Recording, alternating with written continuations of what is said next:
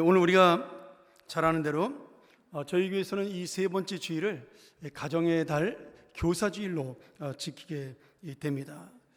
우리 교사들이 일부 예배 때 많이 참석을 했지만 정말 빛도 없이 이름도 없이 수고하는 그런 귀한 모습을 보면서 우리가 격려가 되는 귀한 주간이 됐으면 좋겠고요.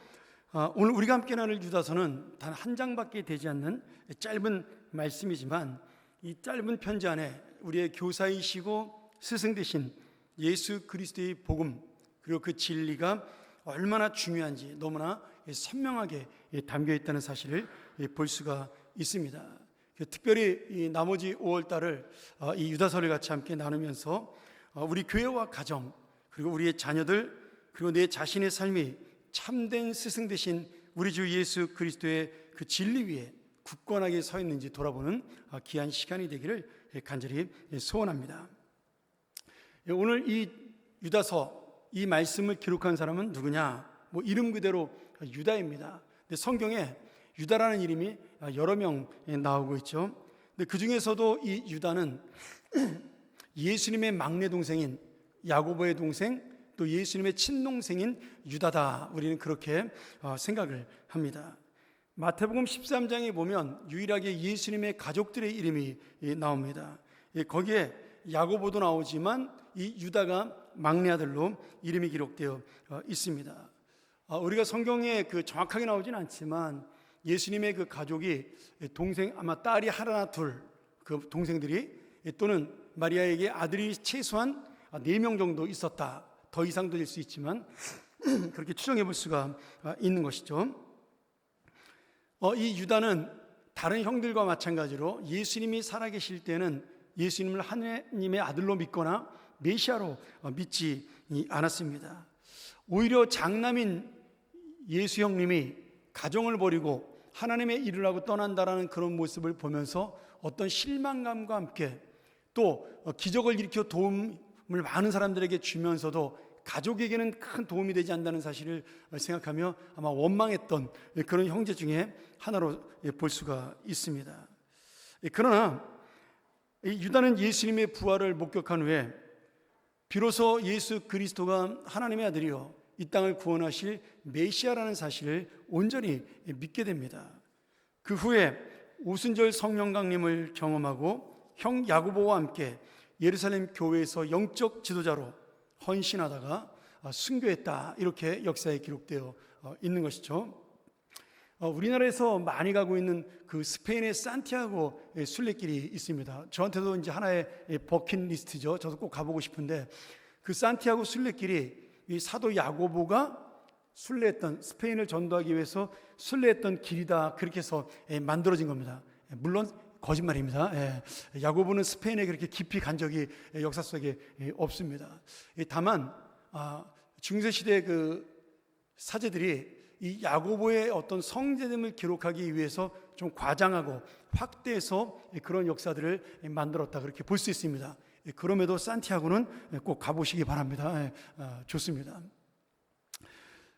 본문 3절을 보면 유다는 원래 이 글을 쓸 때 편지를 쓸 때 처음에 목적이 뭐였냐면 성도들이 함께 누리고 있는 이 구원의 놀라운 기쁨 은혜와 진리의 즐거움에 대해서 함께 은혜를 나누기를 원했어요. 그래서 편지의 내용이 정말 기쁨으로 가득 차고 하나님의 그 은혜의 복음이 충만한 그런 아름다운 편지를 쓰려고 생각을 했습니다. 그런데 이 편지를 쓰는 당시에 교회 안에 심각한 거짓 교사들, 이단들이 들어오게 된 거죠.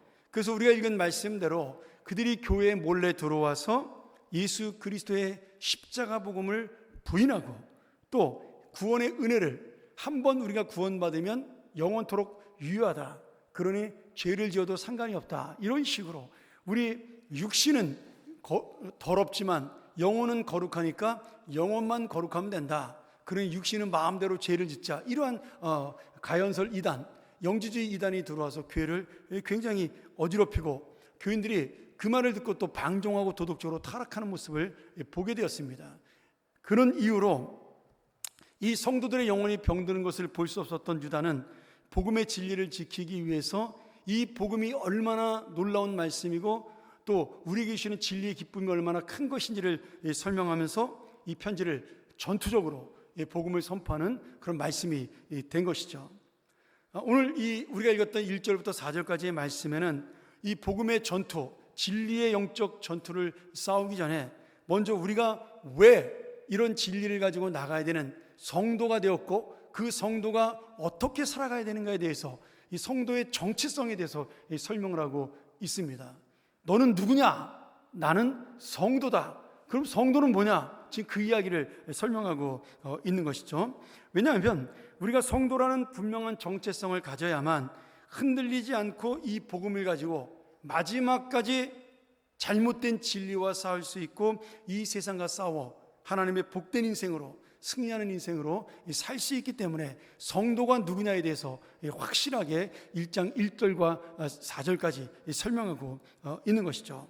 오늘 이 말씀을 통해서 오늘 하나님의 부르심의 기쁨, 성도의 영광이 주는 그런 놀라운 은혜를 여러분도 함께 만나기를 간절히 축원합니다.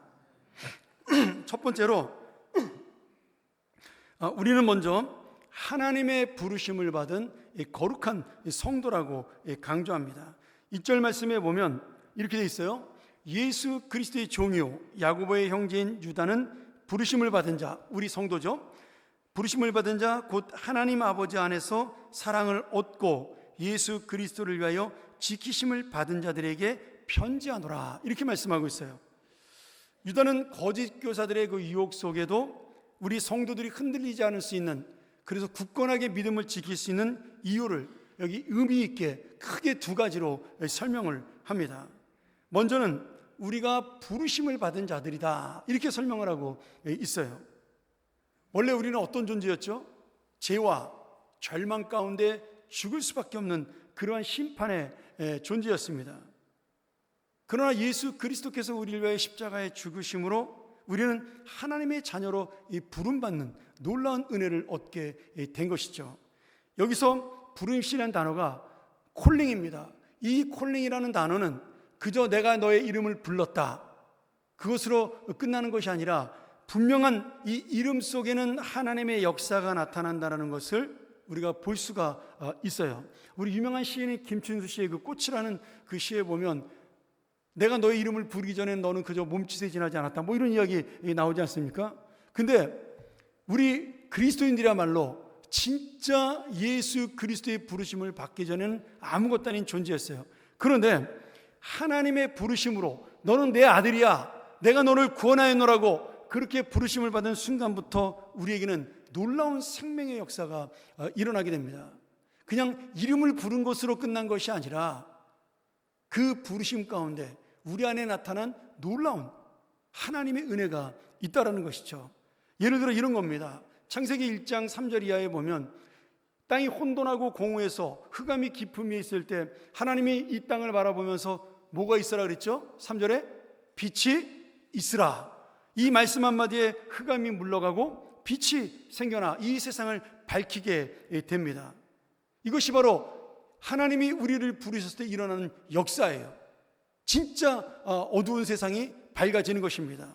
또 무덤 속에 죽어있는 나사로를 향해 나사로야 나오너라, 이렇게 그 나사로의 이름을 불렀을 때 죽은 자가 살아나 하나님 앞에 새로운 생명을 얻고 창조의 새로운 능력이 그에게 임하여 그는 부활의 주인공이 되었습니다.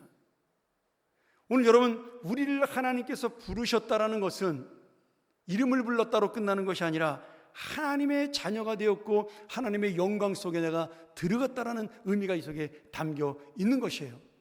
내 몸은, 내 삶은 하나도 변한 것이 없는 것처럼 보이지만 내 영혼은 하늘의 은혜를 받은 영원한 영광을 소유한 자가 되었다라는 뜻이 되는 것입니다. 또한 우리는 하나님 아버지 안에서 사랑을 얻었고 예수 그리스도를 위하여 지키심을 받은 자다, 이렇게 설명하고 있어요. 지금 사랑을 얻고 지키심을 받았다, 이것은 하나님께 부르심을 받은 자의 축복이에요. 자, 이 말씀이 놀라운 것은 이걸 헬라어 문법으로 보면 우리가 보통 이것을 수동태 완료형이다, 뭐 이렇게 부릅니다. 근데 여러분 그런 거 알 필요 없고요. 간단하게 말하면 과거부터 현재 미래에 이르기까지 끝까지 간다는 거예요.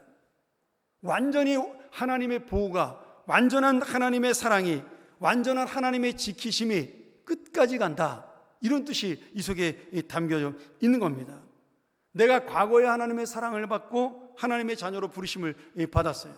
그리고 그 사랑의 부르심으로 성령이 나와 함께 하심으로 오늘 주님의 보호하심 속에 내가 살고 있습니다. 주님의 사랑 때문에. 그리고 영원토록 나는 그 하나님의 지키심 가운데 살아가는 가장 영광스럽고 귀한 존재가 되었다라는 사실이에요. 이것이 바로 오늘 우리 성도의 정체입니다. 이 세상은 우리의 정체를 몰라요. 그래서 아무것도 아닌 자라고 생각을 합니다. 그런데 하나님께서는 네가 바로 그 영광 속에 들어가는 주인공이라고 말씀하시는 거예요. 내가 영원토록 보호할 나의 아들이요 딸이라고 말씀하시고 있는 겁니다. 이게 바로 성도의 정체예요. 자, 여러분, 세상 만물은 조건에 따라, 상황에 따라 날마다 변화됩니다. 그렇지 않습니까? 이 세상은 전쟁이 일어났다고 난리가 나잖아요. 또 내 몸에 병이 들면 내 개인의 인생은 완전히 달라지고 힘이 듭니다.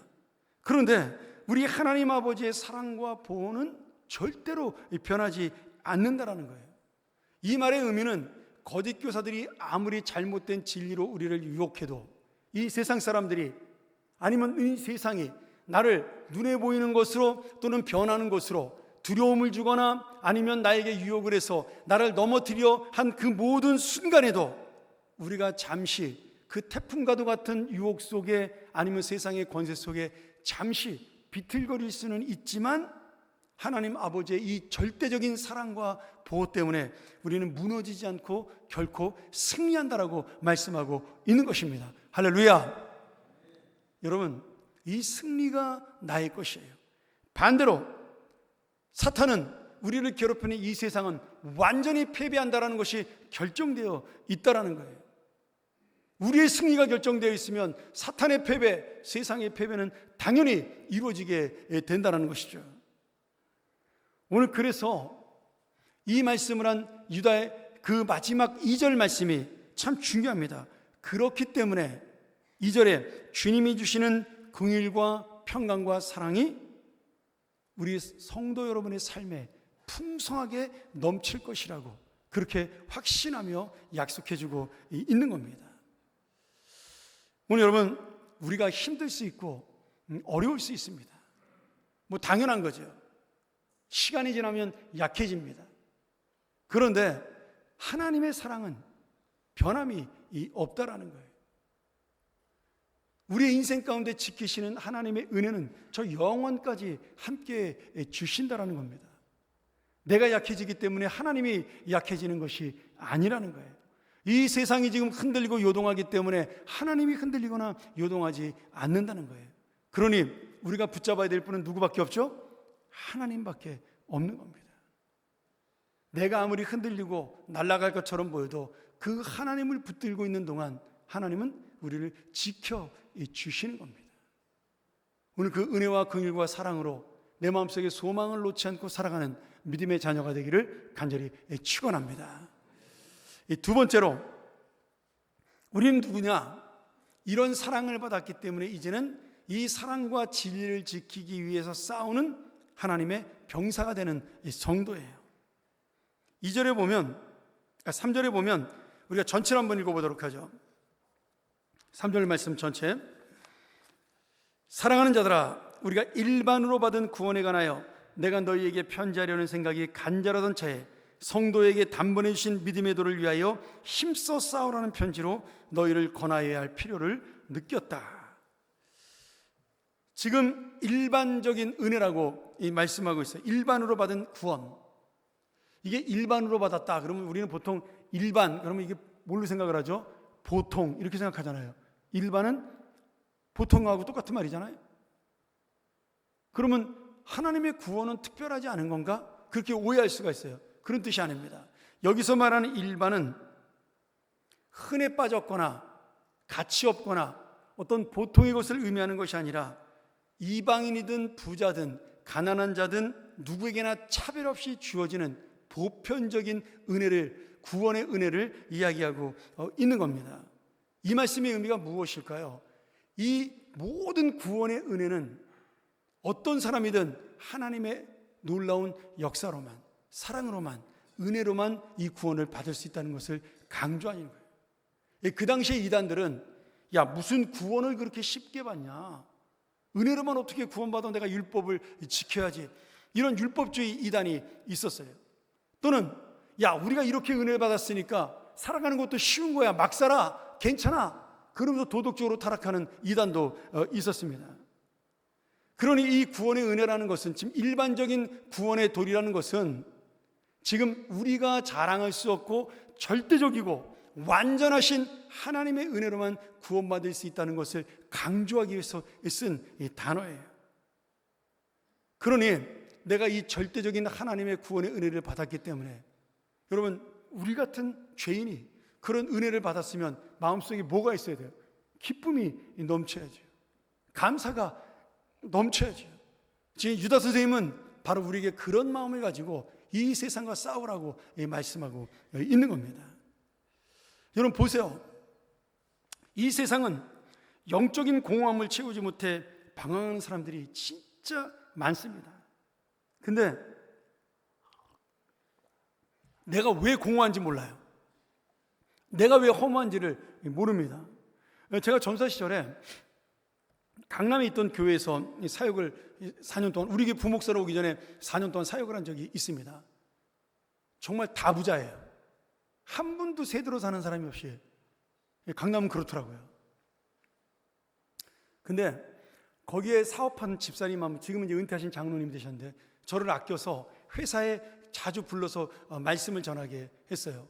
근데 그 회사에 가서 제가 말씀을 전하는데 그분이 친구들이 그 회사에 놀러 올 때마다 저에게 소개를 시켜줬습니다. 근데 우리가 지금도 이름만 대면 알만한 유명한 그 사업가나 정치가나 이런 분들이 그분하고 다 친구였어요. 서울대 나오고 서울대 대학원 나오신 분이니까 그 동기들이 다 그런 분들이 많았어요. 그 모임도 있었습니다. 지금도 하시는지 모르겠는데 강남에 그 호텔에 모여서, 로보텔 엠버서던가요? 거기 매번 한 달에 한두 번씩 모여가지고 같이 운동하고, 그리고 거기서 식사하면서 나누는 그런 모임이 있었어요. 근데 얘기해보면 진짜 똑똑해요, 사람들이. 정말 뛰어난, 저래서 사업을 하는구나 할 정도로 이 머리가 남들이 생각할 수 없는 그런 귀한 지혜들을 갖고 이야기를 하는 걸 들을 수가 있었습니다. 근데 장로님이 한 번은 저한테 그런 얘기를 하는 거예요. 식사하면서, 전사님, 나중에 목사님 되시걸랑 전사님 강남에서 개척해라. 내가 왜요? 저는 강남을 우리 교회 부임하기 전에 한 번도 와본 적도 없습니다. 저 진짜로 강남에 그때 처음 가본 거였거든요. 근데 제가 만나요. 전 강북에서 평생 동안 살았고, 강북도 저 먼 성남에 살았는데, 제가 이제 웃으면서 그랬더니, 목사님, 강남에는요 부자가 많지만 자기가 행복하지 않다고 생각하는 사람들이 너무나 많아요. 그러더라고요. 왜요? 이해를 못했죠. 그때는 너무 젊었으니까. 그들은 그 집안의 금고에 돈을, 현찰을 쌓아놓고 산대요. 은행도 못 믿어서. 근데 항상 만나면 그 얘기한대요. 뭔가 인생이 재미가 없어. 뭔가 인생이 그냥 허무해. 뭐 이런 얘기들을 자주 한다는 거예요. 친구들이 모이면은. 그러니 와서 강남에서 목회하면서 그 인생이 왜 허무한지를 좀 가르쳐주는 그런 목회했으면 좋겠다고 말씀을 하셨어요.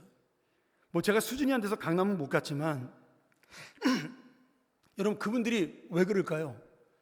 그때는 이해를 못했어요. 제가 젊어서 왜 허무한지를.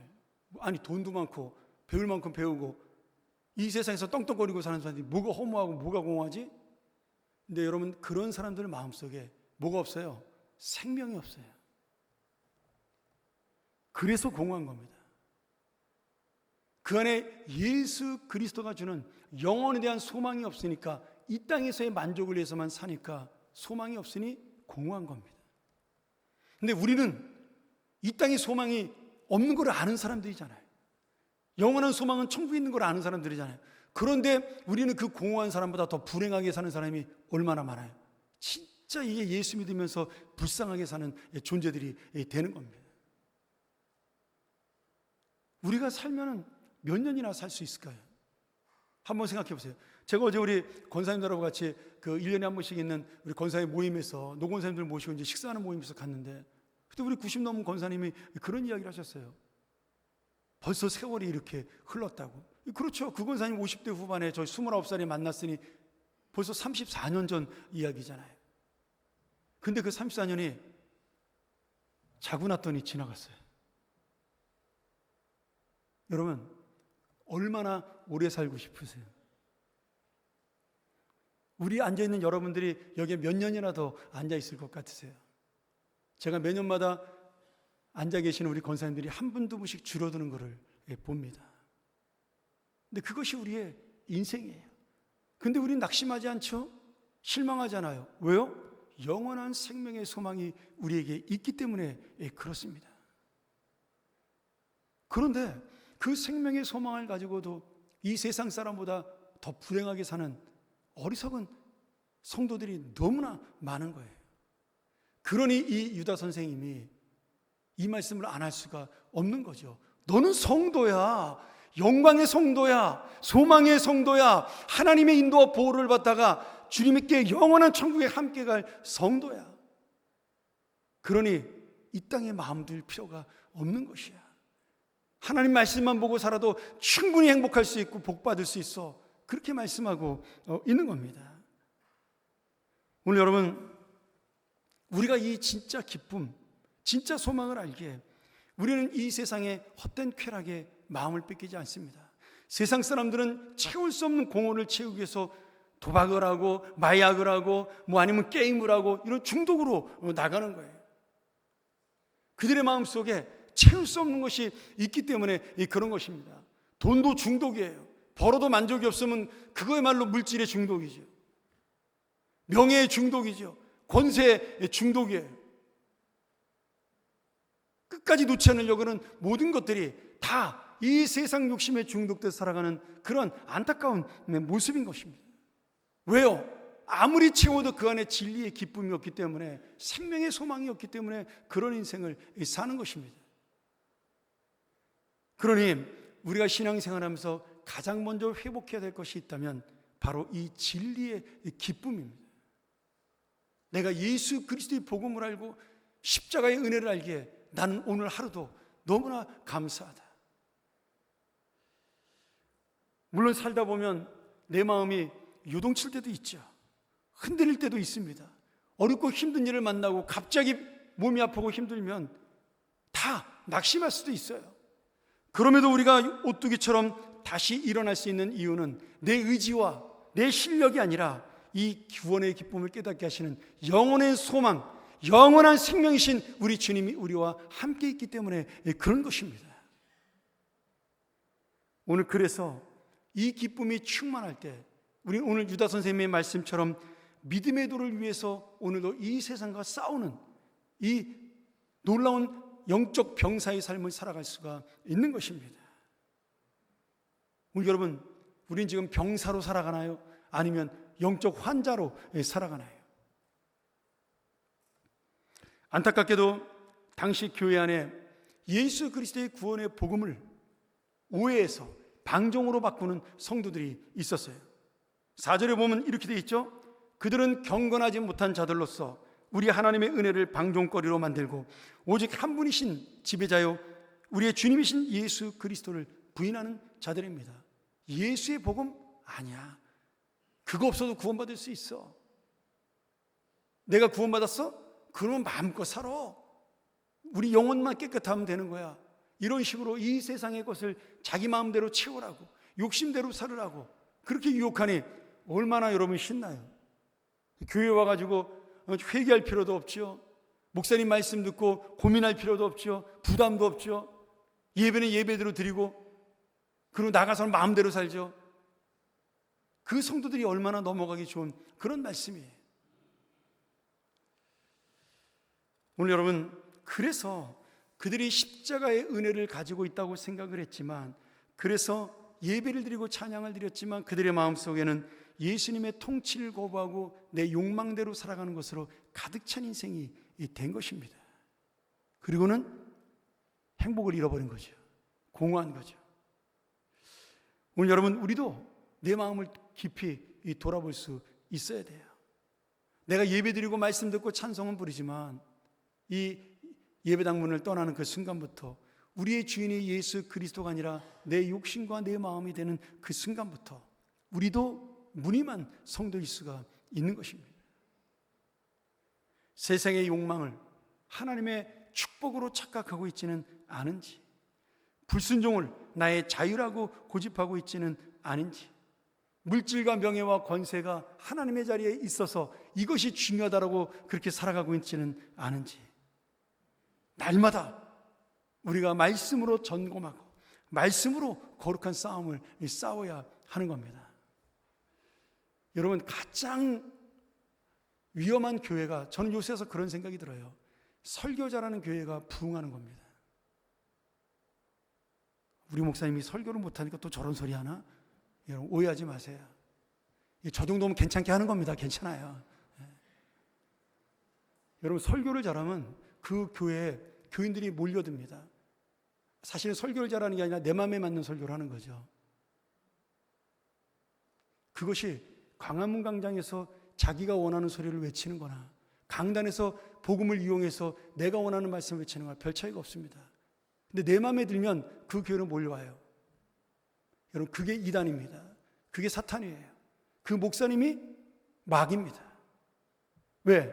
하나님이 주인이 아니고 목사님이 인생의 주인이에요.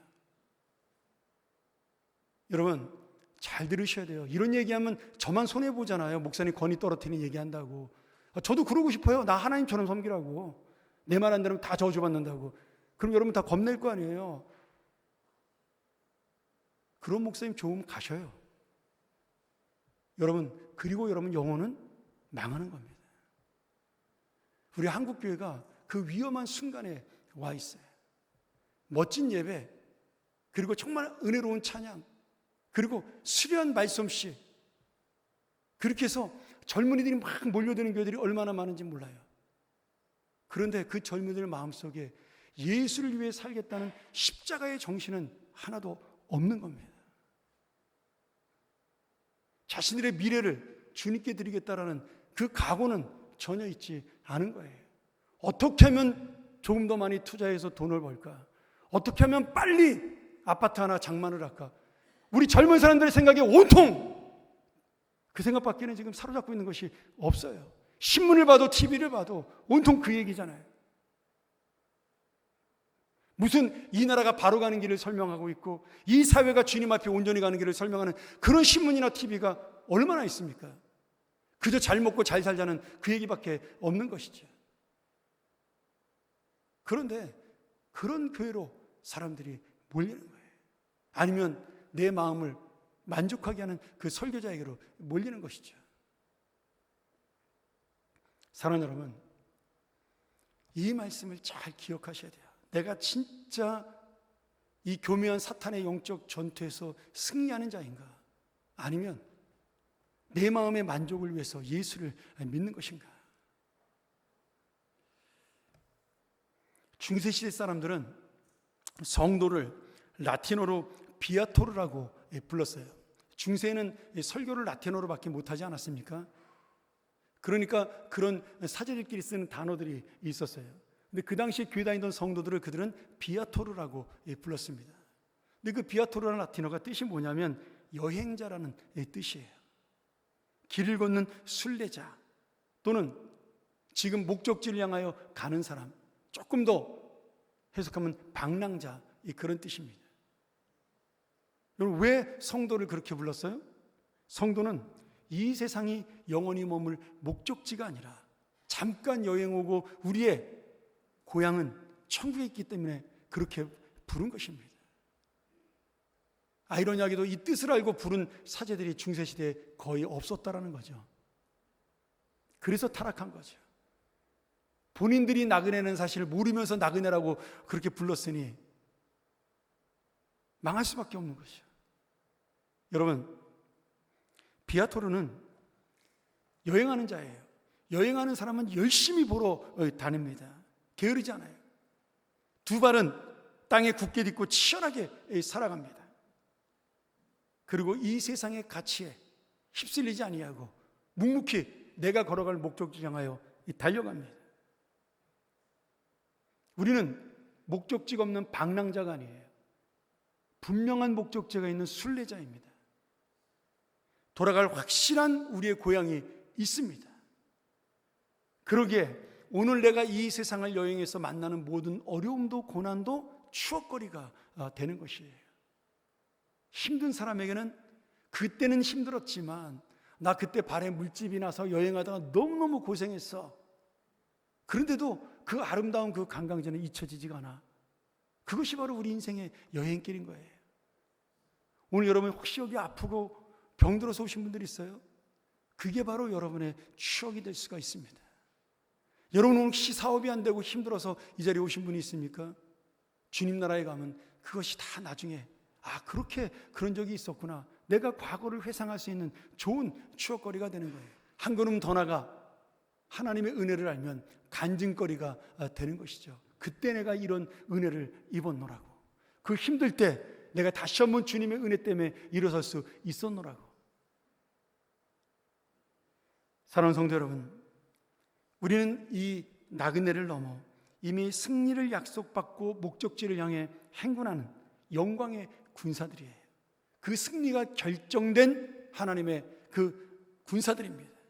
오늘 우리에게 주신 이 구원의 믿음과 기쁨을 내 가슴에 품고 세상의 어둠과 유혹 속에도 당당하게 미리 승리하며 살아가는, 그래서 오늘 하루가 바로 주님이 주신 기쁨의 날임을 다시 한번 마음속에 담고 살아가는 우리 모든 복된 영광의 성도들, 하나님의 자녀들이 되기를 간절히 축원합니다.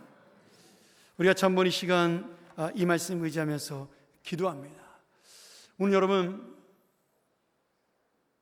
우리가 정말 하나님 말씀을 듣고 이 말씀을 내가 몸부림치며 살기를 결정하는 자, 그런 분이 은혜 받은 자예요. 그런 분이 하나님과 동행하는 분입니다.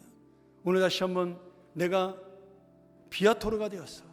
이 땅에 소망 두는 자가 아닌 나의 진정한 목적지에 나의 모든 것을 걸고 사는 자가 될 수 있도록, 우리의 자녀들이 이 땅이 아닌 하늘의 영광을 가지고 살아가는 믿음의 자녀들이 되기를 우리 함께 말씀을 기억하며 함께 기도하며 나아갑니다.